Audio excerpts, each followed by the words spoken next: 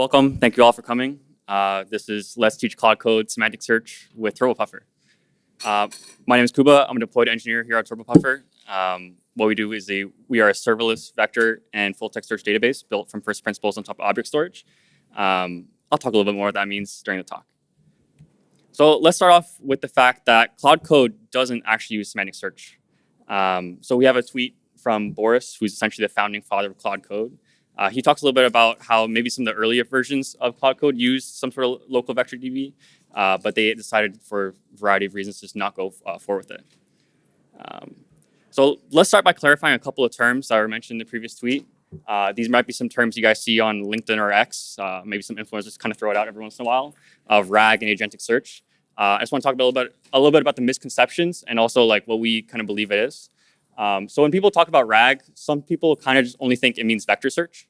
But if you break down RAG into retrieval and augmented generation, retrieval is a very loose term. It could mean vector search, but also could mean full text search or just regular filtering search.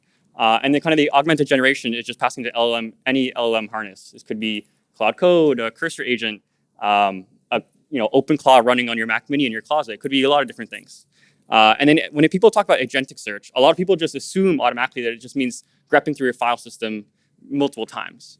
And again, this is kind of a subset of what we believe agentic search is. We believe and define agentic search to be more of giving your agent a set of tools, a variety of tools, to kind of iteratively find and reason about context. If it's unable to find context in the first pass, it should be able to maybe try a different tool or do a different query in order to find the context it needs until it's kind of satisfied. So we're gonna take a little bit of a sidestep away from Claude Code into a different coding agent. This is one of turbopuffer's very first customers, Cursor. And they have this amazing blog post about how they index essentially every single code base in a turbopuffer to make it semantically searchable for their agents. It's a really good article. It talks a little bit about kind of the architecture they have to make the most advantage of turbopuffer. Highly recommend reading it. But kind of the quick note to take out of it is, and maybe like in the fun engineering section of it, is how they realize that in an organization, you may have 100 developers working on one repo, or maybe a couple repos. And that code is more or less the same across every developer because, again, every branch of every code base is indexed in a turbopuffer. You don't really want to re-index and re-embed every single code base or every single branch in this case because the data is very much the same. There might be 1 or 2% between branches that kind of differ. So what Cursor does is it kind of build this cryptographic tree to understand where the files change and only index and re-embed those kind of things. So it's a very interesting blog post. But you may be asking Google, like, why would they do this? Like, this seems like a lot of work, talking about Merkle trees and everything. And they also have another great blog post about how they actually use semantic search and the kind of improvements they see from it. So Cursor states they have, I think, on average, across all models, a 12.5% increase in answer accuracy in their internal benchmarks when adding semantic search as a tool for their agents. And you can see on the right, in their composer model, which is kind of like trained to better understand how to use semantic search, they have a 23.5% increase in answer accuracy. This is, real substantial gains. And in the bottom right, they talk a little bit about some of when they add it into their A/B testing, how the code retention goes up, especially in large code bases, and the dissatisfied user requests go down. Again, these might not seem like humongous numbers, 0.3%, 2.6%, minus 2.2%, but it's also important to note that in this blog post, they kind of mentioned how semantic search isn't used for every single query that comes in.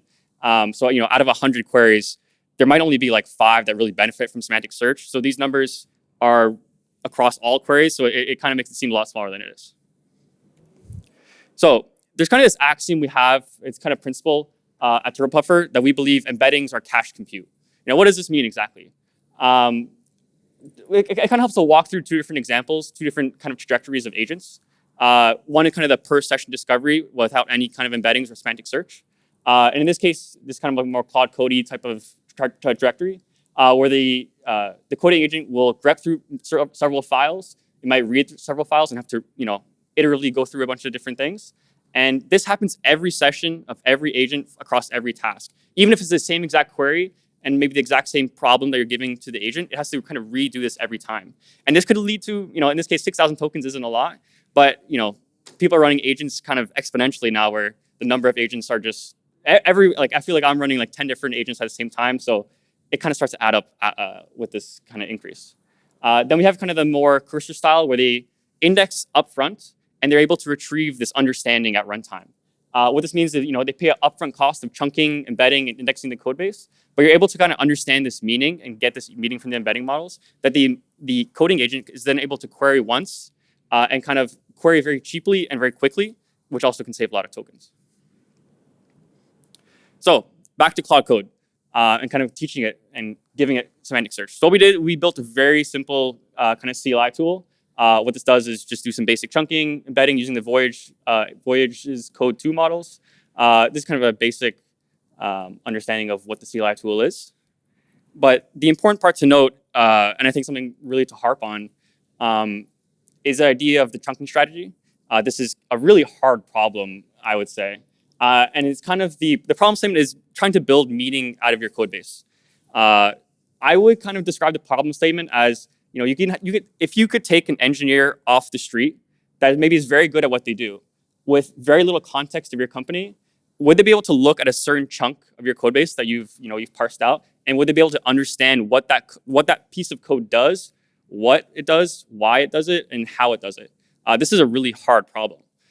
This is kind of in the simple CLI tool we built, it's just using the tree splitter package in order to kind of do some simple kind of function splitting.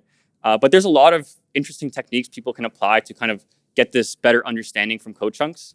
I think some companies, for example, if there's no comments above a function, they will add an LLM to kind of write some comments to kind of get this better semantic understanding for the embedding models. But again, it's a really interesting problem, and I highly recommend people kind of thinking a lot about it.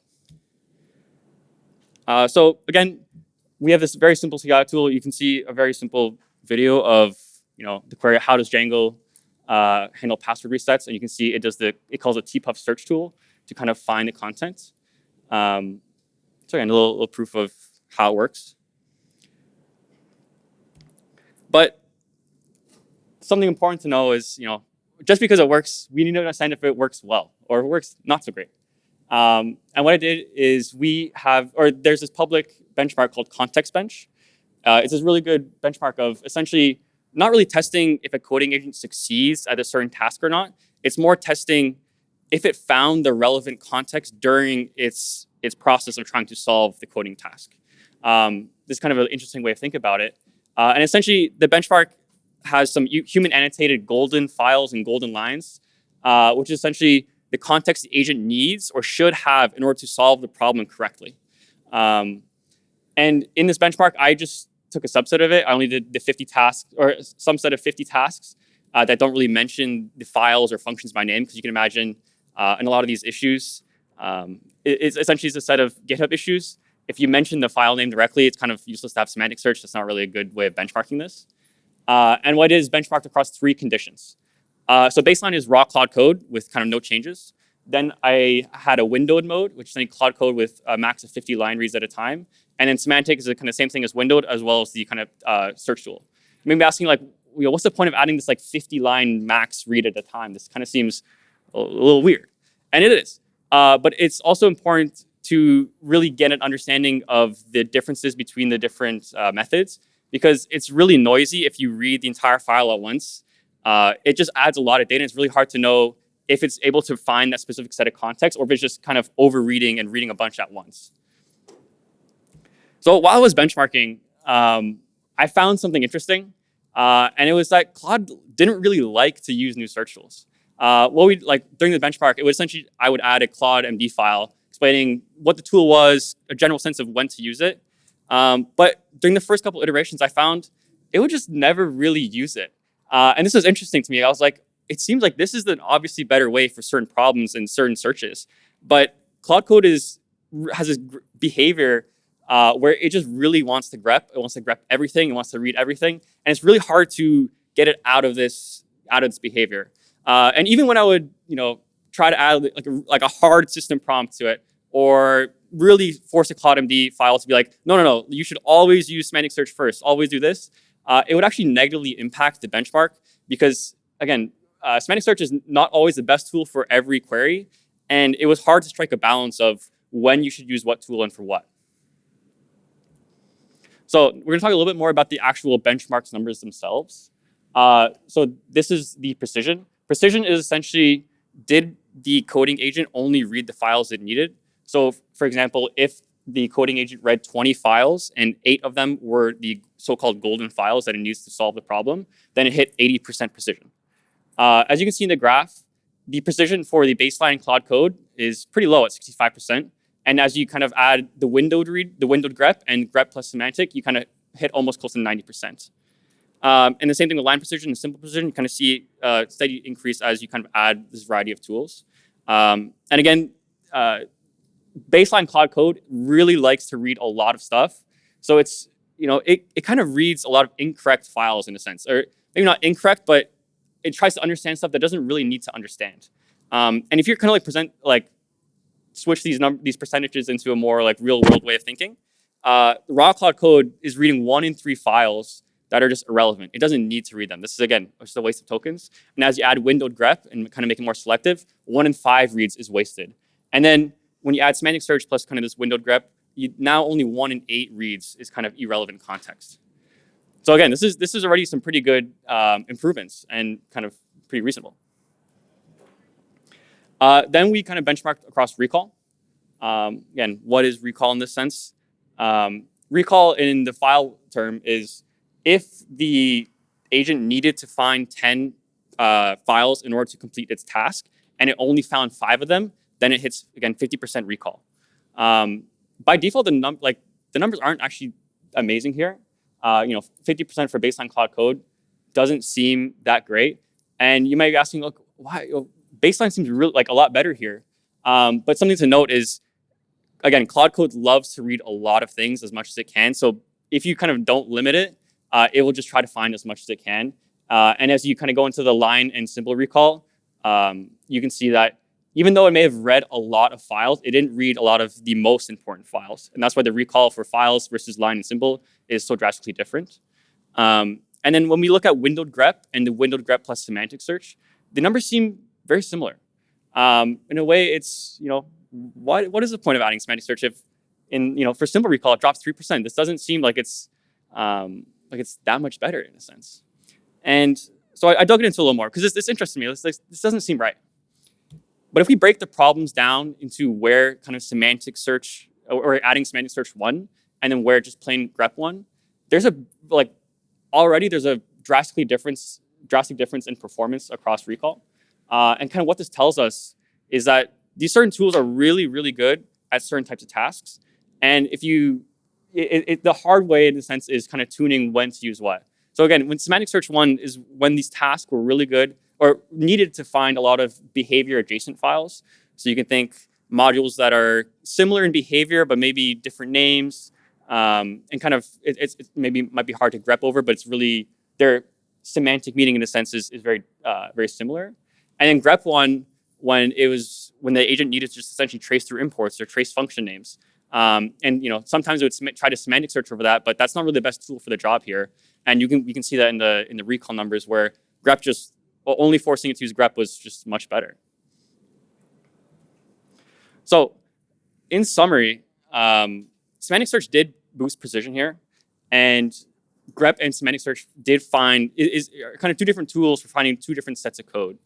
And we think long-term winners here, and something that's really important to think about, is providing a lot of variety of tools to kind of find the right context in code, and kind of teaching your agent in order to use different kind of these variety of tools in the right context. Cursor, we saw in their previous numbers, they had the 24% increase or 23.5% increase in answer accuracy for their composer model because they kind of train and RL their models in order to understand how to use semantic search effectively. Where Claude Code, I'm kind of just like forcing it in a sense, doing some prompting in order to try to get it to understand. That's kind of the end of the talk. We have a public repo called turbogrep on our turbopuffer GitHub, where I highly recommend checking it out if you want kind of a basic understanding of how we built this. We are going to be publishing a better kind of guide about how to do code search on turbopuffer, because we feel like it's a lot of customers come and ask us for this. And if you have any questions, feel free to either ask now or find me after the talk. And hope you guys enjoyed.